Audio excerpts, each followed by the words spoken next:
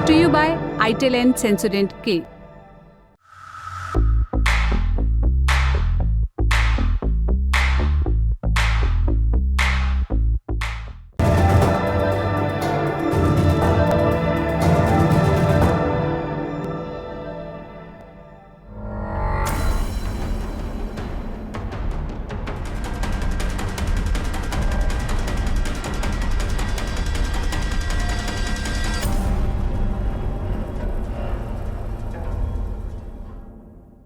तारीख 26 अगस्त 2024। जगह बलूचिस्तान का मुसाखेल। सुबह का वक्त था। लोग अपनी रोजमर्रा की जिंदगी जी रहे थे। सड़कों पर गाड़ियां आ जा रही थी। तभी एक हाईवे पर अचानक 30-40 हथियारबंद लोग रास्ता रोककर खड़े हो गए। फिर उन्होंने आती जाती गाड़ियों को रोकना शुरू किया। यात्रियों से आईडी कार्ड दिखाने के लिए कहा। कुछ लोगों को अलग लेकर गए। फिर उन्हें एक साथ खड़ा कर गोली मार दी। जब तक सिलसिला खत्म हुआ तब तक 23 लोग मारे जा चुके थे। पाकिस्तान में पिछले कई बरसों में इस किस्म का ये सबसे बड़ा हमला था। इस घटना ने पूरे पाकिस्तान में तहलका मचा दिया। मगर कहानी यहीं तक सीमित नहीं है। हिंसा 25 अगस्त की रात से ही शुरू हो गई थी। कुछ और घटनाओं पर गौर करिए। कलात में 11 लोगों की हत्या, बुलान में 6 लोगों की डेड बॉडी बरामद, सीबी, पुंजगुर, मस्टांग, तुर्बत, बेला और क्वेटा में बम धमाके, बेला में फ्रंटियर कोर एफसी के कैंप पर कब्जा। ये सारी घटनाएं पिछले 48 घंटों में घटी हैं पाकिस्तान के बलूचिस्तान प्रांत में। इन हमलों की जिम्मेदारी बलूचिस्तान लिबरेशन आर्मी BLA ने ली है। पाकिस्तान आर्मी ने जवाबी कार्रवाई में 21 चरमपंथियों को मार गिराने का दावा किया है।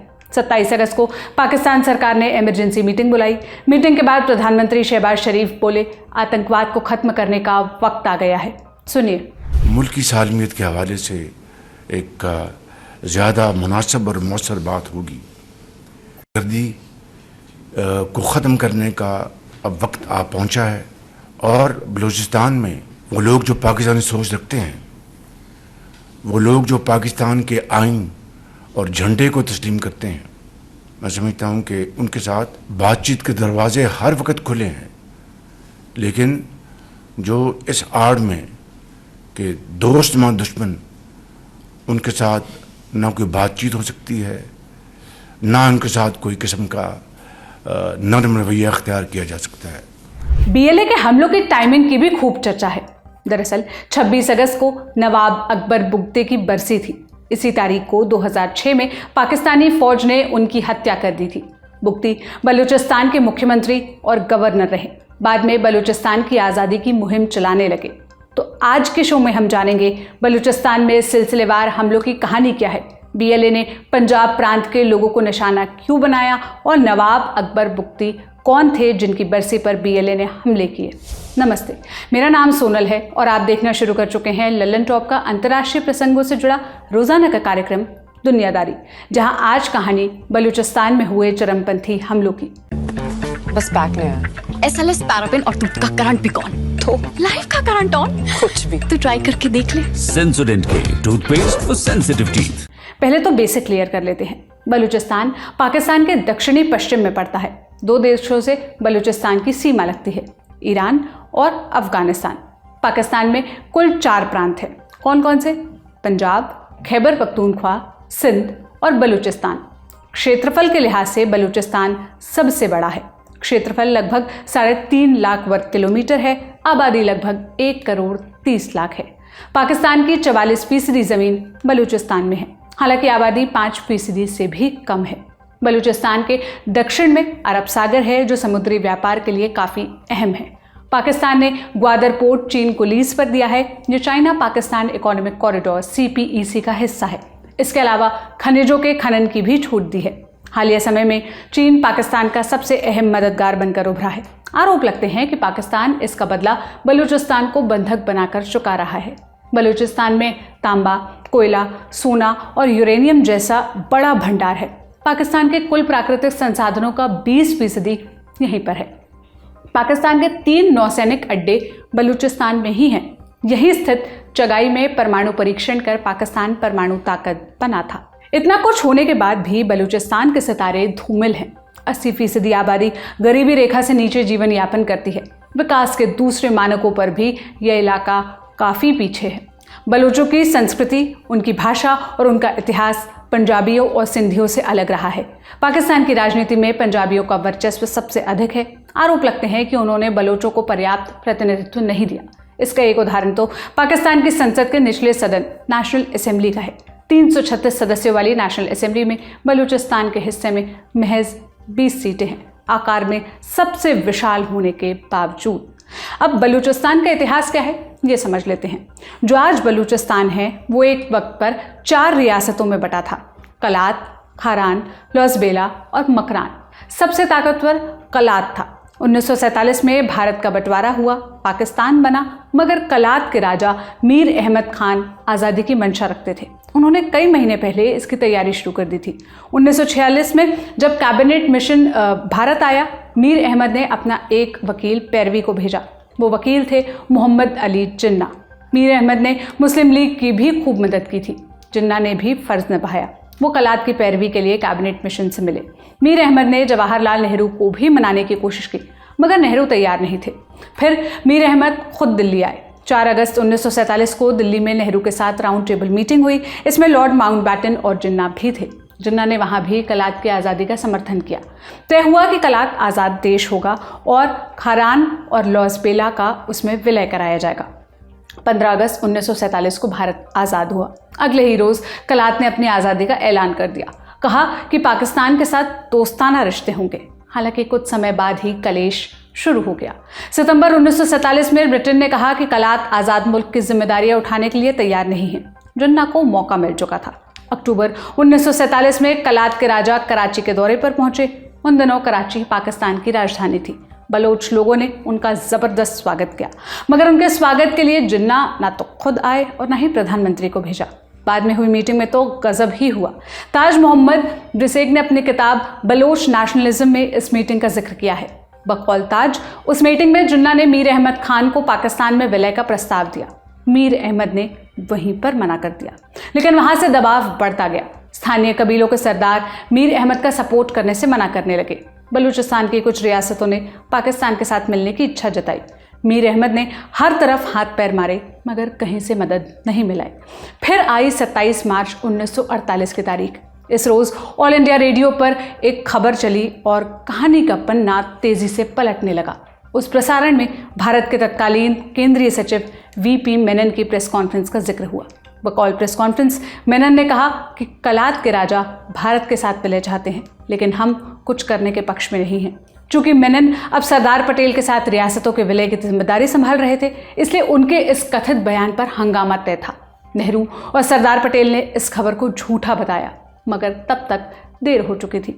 जिन्ना ने पाकिस्तानी फौज को कलात पर चढ़ाई के लिए आदेश दे दिया। 28 मार्च 1948 को मीर अहमद खान को अरेस्ट कर कराची ले जाया गया। वहां उनसे जबरन विलय के कागजात पर दस्तखत कराया गया। इस तरह बलूचिस्तान को पाकिस्तान का हिस्सा बनाया गया। इसे अधिकांश बलोच नागरिकों ने कभी स्वीकार नहीं किया, इसलिए पाकिस्तान की साजिशों को लगातार वहाँ पर प्रतिरोध होता रहता है। लोग उसका विरोध करते रहते हैं। इसके बाद 1958, 1962 और 1983 में पाकिस्तान सरकार के खिलाफ विद्रोह हुआ। फौज ने इसको बेरहमी से कुचल दिया। बलूचिस्तान में अगला बड़ा विद्रोह 2005 में हुआ। उस बरस नवाब अकबर खान बुगटी ने बंदूक उठाई थी। बुगटी 1950 के दशक में डिफेंस मिनिस्टर हुआ करते थे। 1989 से 1990 के बीच बलूचिस्तान के मुख्यमंत्री भी रहे। 2005 में उन्होंने बलूचिस्तान के संसाधनों पर पर्याप्त हक देने की मांग की थी, लेकिन अगले ही बरस उनकी हत्या हो गई। इसके बाद विद्रोह और तेज हुआ। नवाब अकबर खान बुगटी वही हैं जिनकी बरसी के मौके पर पाकिस्तान में चरमपंथी हमले हो रहे हैं। उनका जिक्र हम आगे करेंगे। उससे पहले बलूचिस्तान की आज़ादी के लिए संघर्ष करने वाले संगठनों के बारे में जान लीजिए। कुछ बड़े नाम हैं, जैसे Lashkar Balochistan, Baloch liberation front BLF, Baloch Raji Ajoi Sangar BRAS, Balochistan liberation army BLA। 26 अगस्त वाले हमले की जिम्मेदारी BLA ने ही ली है। इसकी कहानी क्या है? माना जाता है कि BLA का बेस दक्षिणी अफगानिस्तान और ईरान में है। अगर आपको याद हो, जनवरी 2024 में पाकिस्तान और ईरान के बीच तनातनी हुई थी। पाकिस्तान ने ईरान के हमले का जवाब दिया था। तब पाकिस्तान ने दावा किया था कि उसने ईरान के अंदर BLA के अड्डों को निशाना बनाया। पाकिस्तान में बीएलए बलूचिस्तान और सिंध के कुछ इलाकों में भी एक्टिव है। बीएलए कब बना, इसको लेकर मतभेद है। कुछ लोगों का मानना है कि साल 2000 में इसकी स्थापना हुई। कुछ का दावा है कि इसको रूस की खुफिया एजेंसी केजीबी ने बनाया। कैसे? 1979 में सोवियत संघ ने अफगानिस्तान पर हमला किया। जंग में पाकिस्तान और अमेरिका मुजाहिदीनों की मदद कर रहे थे। सोवियत यूनियन ने पाकिस्तान में आंतरिक कलह पैदा करने के इरादे से अपने 2 एजेंट्स भेजे। इनके नाम थे मीशा और शाशा। इन दोनों ने बलूचिस्तान स्टूडेंट ऑर्गेनाइजेशन बीएसओ से मुलाकात की। बीएसओ अयूब खान के दौर में बना था। उस समय बलोचों पर फौज का जुल्म बढ़ा हुआ था। कहानी चलती है कि मीशा और शाशा ने बीएसओ के लोगों को रूस भेजा और ट्रेनिंग दिलवाई। वहीं से बलूचिस्तान लिबरेशन आर्मी बीएलए की शुरुआत हुई है। जब जब बीएलए की चर्चा होती है, भारत का नाम भी आता है। आप पूछेंगे क्यों? क्योंकि पाकिस्तान अक्सर आरोप लगाता है कि भारत बीएलए को फंडिंग देता है ताकि पाकिस्तान में अस्थिरता पैदा की जा सके। भारत इससे इनकार करता है। हालांकि कुछ मौकों पर बीएलए के कमांडर्स फर्जी पहचान पत्र पर भारत आकर इलाज करवा चुके हैं। बीएलए का कैडर लगभग 6000 लोगों का है। वे पाकिस्तान में सैकड़ों हमले कर चुके हैं। कुछ बड़े के नाम जान लीजिए। 2006 में तत्कालीन राष्ट्रपति परवेज मुशर्रफ पर जानलेवा हमला किया। मुशर्रफ बच गए। इसके बाद बीएलए के खिलाफ बड़ा मिलिट्री ऑपरेशन शुरू हुआ। उसी बरस पाकिस्तान ने बीएलए को प्रतिबंधित संगठन घोषित कर दिया। पाकिस्तान के अलावा अमेरिका, ब्रिटेन और चीन भी बीएलए को आतंकी संगठन मानते हैं। अप्रैल 2009 में बीएलए ने पंजाब प्रांत के लोगों को टारगेट करना शुरू किया। कुछ ही महीने में 500 नागरिकों की हत्या कर दी गई। सितंबर 2021 में ग्वादर में बीएलए ने मोहम्मद अली जिन्ना की मूर्ति को उड़ा दिया। इन सब के अलावा बीएलए कई बार चीनी नागरिकों और चीन के पैसे से चलने वाले प्रोजेक्ट्स पर भी हमले कर चुका है। पाकिस्तान सरकार बीएलए को खत्म करने के लिए कई ऑपरेशंस चला चुकी है, मगर उन्हें अब तक कामयाबी नहीं मिली। हमने पाकिस्तान में मौजूद वरिष्ठ पत्रकार एजाज सैयद से पूछा, बीएलए का मकसद आखिर है क्या? हमलों के जरिए वो हासिल क्या करना चाहता है? देखिए, बीएलए ही नहीं है, मुजीब ब्रिगेड भी है और दीगर जो सेपरेटिस्ट ऑर्गेनाइजेशंस भी हैं जो बलूचिस्तान के अंदर एक इंसर्जेंसी की एक मूवमेंट चलाए हुए हैं। लेकिन अहम बात यह है कि जो इंसर्जेंसी वो चला रहे हैं वो आज की इंसर्जेंसी नहीं चला रहे। ये इंसर्जेंसी काफी सालों से चल रही है। पर्टिकुलरली इसमें जो राइज आया वो 2006 में एक वजह बनी कि उस वक्त पाकिस्तान के बलूचिस्तान के फॉर्मर गवर्नर थे, अकबर बुगटी उनका नाम था। वो एक ऑपरेशन में वो मारे गए या एक हादसे में वो मारे गए। उस वक्त जनरल मुशर्रफ पावर में थे। फिर मामला जो है वो काफी हद तक जो सिक्योरिटी फोर्सेस हैं उन्होंने अपने कंट्रोल में रखा और छोटा मोटा जो इंसर्जेंसी जो है वो ये करते रहे। फिर 2013 में इन्होंने ज़ियारत में अटैक किया, जो कि एक बड़ा सिंबॉलिक अटैक था। That was very unfortunate. और उसके बाद भी ये 1 साल बाद या 2 साल बाद ये अटैक जो है वो होते हैं। और जो मकसद है ज़ाहिर है उनका, वो ये चाहते हैं कि ये वो एक इंसर्जेंसी के लिए एक सेपरेटिस्ट मूवमेंट चला रहे हैं, जो चाहते हैं कि एक अलग मुल्क हो उनका। लेकिन अहम बात यह है कि अभी जो पब्लिक सपोर्ट है ओवरवेलमिंग वो शायद नहीं है। यानी कि जो लोग हैं, अगर आप बात करें बलूचिस्तान के लोगों की, तो वो शायद नाखुश हैं। लेकिन अगर नाखुशी की बात करें तो पंजाब के लोग भी नाखुश हैं, फिर सिंध के लोग भी नाखुश हैं, खैबर पख्तूनख्वा के भी लोग नाखुश हैं। लेकिन क्या इनमें कैपेसिटी है कि वो इतनी पब्लिक सपोर्ट हासिल कर लें कि वो कोई मुल्क से अलग बना सकें? तो मेरा नहीं ख्याल कि अभी इनके पास ऐसी कोई सपोर्ट है। अलबत्ता ये जरूर हो रहा है कि इनोसेंट जो लोग हैं वो मर रहे हैं। इनोसेंट पंजाबी जो हैं वो जो वहां पर काम करने आते हैं वो मर रहे हैं। इनोसेंट लोगों को टारगेट किया जा रहा है। पाकिस्तानी मीडिया में छपी रिपोर्ट्स के मुताबिक बीएलए ने पाकिस्तानी पंजाब प्रांत के लोगों को चुन चुनकर निशाना बनाया। उनकी पंजाब से आखिर दुश्मनी क्या है? देखिए, उनका जो मिलिटेंट्स हैं उनका एक नैरेटिव उन्होंने बनाया है कि जिस तरह से पंजाब यूजर्व कर रहा है उनके राइट। जब वो पंजाब की बात करते हैं तो उसमें पंजाब की रूलिंग एलीट भी है, पंजाब का एक कॉमनर है जो कि खुद पाकिस्तानी रूलिंग एलीट का एक विक्टिम है, वो भी है। और टारगेट किसको कर रहे हैं?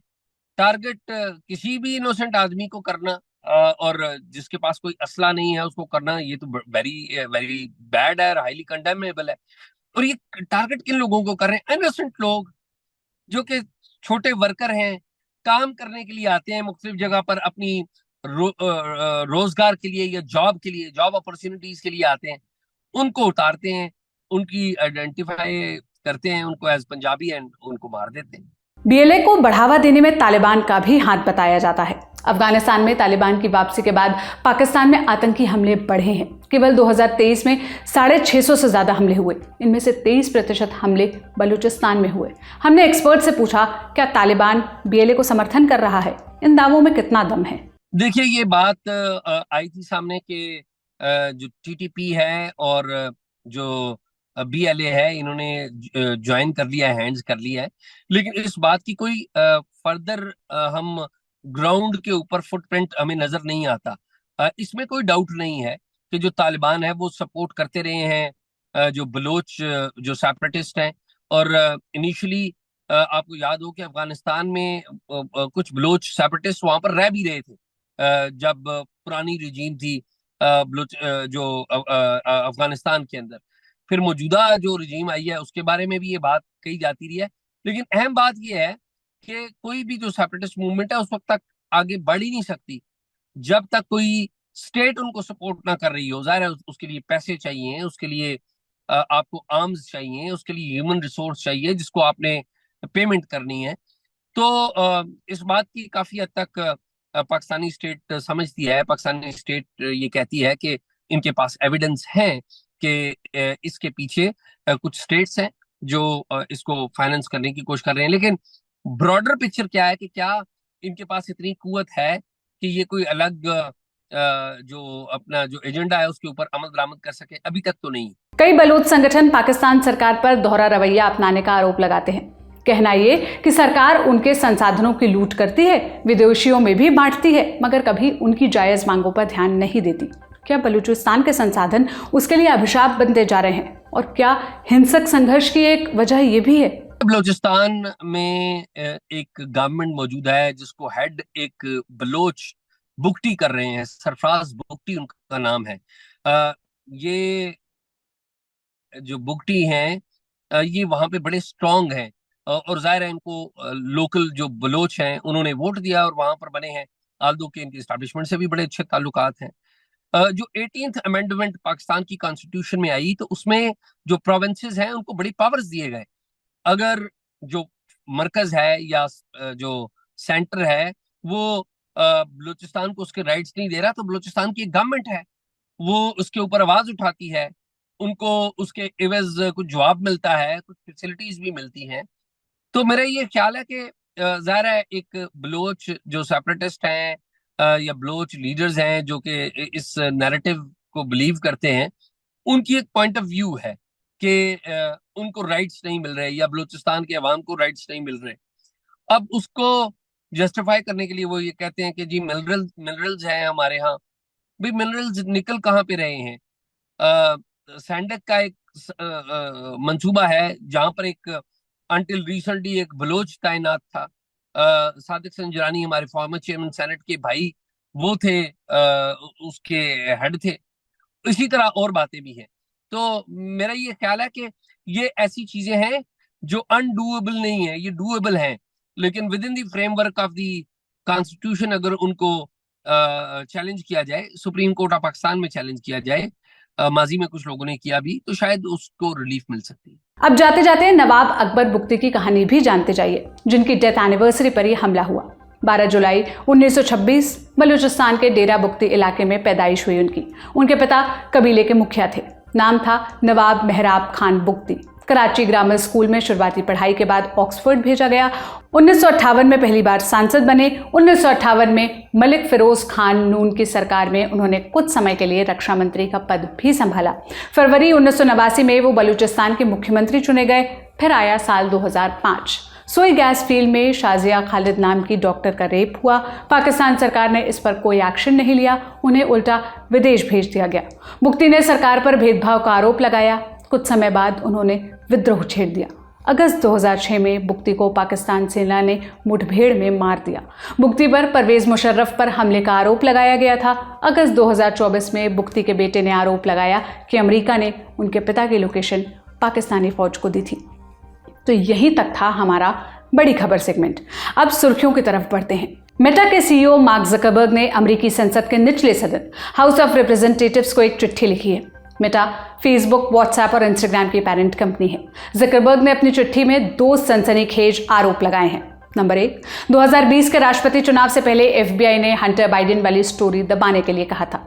हंटर बाइडेन जो बाइडेन के बेटे हैं, जो स्टोरी की बात हो रही है वो उनके लावारिस लैपटॉप से जुड़ी थी। हंटर ने अपना एक लैपटॉप डेलावेयर में एक रिपेयर शॉप पर छोड़ा था। उसमें हंटर के बिजनेस रिकॉर्ड से जुड़े ईमेल्स थे। न्यूयॉर्क पोस्ट ने इन ईमेल्स के आधार पर पहली रिपोर्ट छापी। दावा किया कि जो बाइडेन ने बतौर उपराष्ट्रपति अपने बेटे को फायदा पहुंचाने के लिए सरकारी रसूख का इस्तेमाल किया। जो बाइडेन जनवरी 2009 से जनवरी 2017 तक अमेरिका के उपराष्ट्रपति रहे। 2020 के राष्ट्रपति चुनाव में वो डेमोक्रेटिक पार्टी के कैंडिडेट बने। वोटिंग से महीने भर पहले न्यूयॉर्क पोस्ट ने रिपोर्ट पब्लिश की थी। जकरबर्ग ने दावा किया कि एफबीआई ने इस रिपोर्ट को फेसबुक पर सेंसर करने का दबाव डाला। एफबीआई का कहना था कि रूस का ये प्रोपेगेंडा है। जकरबर्ग का दूसरा आरोप कोरोना महामारी से जुड़ा है। 2021 में बाइडेन प्रशासन ने कोरोना से जुड़े कंटेंट को सेंसर करने का दबाव डाला। जिन कंटेंट को हटाने के लिए कहा गया उसमें मीम और जोक्स भी शामिल थे। जकरबर्ग ने लिखा कि हमें उस वक्त कुछ ऐसे फैसले लेने पड़े जो हम आज के समय में नहीं लेते। उन्होंने ये भी कहा कि सरकार का दबाव गलत था। हमें इस बारे में पहले ही मुखर होकर बोलना चाहिए था। अगर आगे कभी ऐसा दबाव आया तो हम उसका विरोध करेंगे। विपक्षी रिपब्लिकन पार्टी ने जकरबर्ग की चिट्ठी के सहारे बाइडेन सरकार पर निशाना साधा है। निचले सदन में पार्टी की जुडिशरी कमेटी ने एक्स पर लिखा, जकरबर्ग ने अभी 3 चीजें स्वीकारी हैं। पहली, बाइडेन हैरिस प्रशासन ने अमेरिकी नागरिकों को सेंसर करने के लिए फेसबुक पर दबाव डाला। दूसरी, फेसबुक ने अमेरिकी नागरिकों को सेंसर किया। और तीसरी, फेसबुक ने हंटर बाइडेन लैपटॉप कांड का गला घोंटा। बाइडेन सरकार इस पर क्या बोल रही है? उनका कहना है कि हम अपने स्टैंड पर कायम हैं। टेक कंपनियों और प्राइवेट एक्टर्स को कोई सूचना दिखाने से पहले इस बात का ध्यान रखना चाहिए कि अमेरिकी जनता पर उसका क्या असर पड़ेगा। अब दूसरी सुर्खी जान लेते हैं जो फ्रांस से आई है। टेलीग्राम के फाउंडर और सीईओ पावेल दुरोव की गिरफ्तारी पर बवाल बढ़ता जा रहा है। 26 अगस्त को फ्रांस के राष्ट्रपति इमैनुअल मैक्रों को बयान देना पड़ा। मैक्रों ने एक्स पर लिखा, मैंने पावेल दुरोव की गिरफ्तारी के बाद फैल रहे भ्रामक दावे देखे हैं। टेलीग्राम के प्रेसिडेंट की गिरफ्तारी पहले से चल रही न्यायिक प्रक्रिया का हिस्सा है। ये कोई राजनीतिक फैसला नहीं है। इस पर फैसला लेने का अधिकार जजों के पास है। दुरोव को 24 अगस्त को अरेस्ट किया गया था। फ्रांसीसी एजेंसियों का कहना है कि टेलीग्राम आपराधिक गतिविधियों का अड्डा बन गया है। दुरोव ने इसको रोकने के लिए कोशिशें नहीं की। दुरोव की गिरफ्तारी की दुनिया भर में आलोचना हो रही है। एलन मस्क के बाद अमेरिका के पूर्व इंटेलिजेंस कॉन्ट्रैक्टर एडवर्ड स्नोडेन ने भी विरोध किया। स्नोडेन ने अमेरिकी सरकार के सीक्रेट सर्विलांस सिस्टम का पर्दाफाश किया था। उसके बाद वो देश छोड़कर भाग गए थे। 2013 में उन्होंने रूस में शरण ली। 2022 में रूस की नागरिकता मिल गई। तो आज के दुनियादारी में बस इतना ही। इन मसलों पर आप क्या राय रखते हैं हमें कमेंट में ज़रूर बताइएगा। ये लिखा था मेरे साथी साजिद ने। मेरा नाम सोनल है। देश और दुनिया की तमाम खबरों के लिए लल्लन टॉप देखते रहिए। शुक्रिया, शुभ रात्रि। सवाल कुछ गंभीर है, मसलन ये चिया सीड्स और किनोआ की बकैती क्या है? अजवाइन का पानी पीने से वजन सच में कम होता है? इंटरमिटेंट फास्टिंग फायदा है या इंसान भूखा बस रह जाता है? और क्या कलेजे में उठता हर दर्द यमराज से मिलवाता है? गूगल ये कब तक मेरे हर सिम्टम को कैंसर बताएगा? मामला संगीन है, कंफ्यूजन महीन है, तो यहाँ वहाँ भटक कर क्यों खुद को उलझाएं? एक्सपर्ट्स और डॉक्टर्स की सुनकर हर गुत्थी सुलझाएं। 29 अगस्त को सुबह 11 बजे से देखिए सेहत अड्डा। अगर आप भी बनना चाहते हैं सेहत अड्डा का हिस्सा तो डिस्क्रिप्शन पर दिए लिंक या वेबसाइट पर बने बैनर पर करिए क्लिक। और हाँ, रहिए सेहतमंद। सेंसोडेंट के प्रेजेंस सेहत अड्डा, co-powered by USV, your reliable healthcare partner, and Dr. Basu Eye Hospital.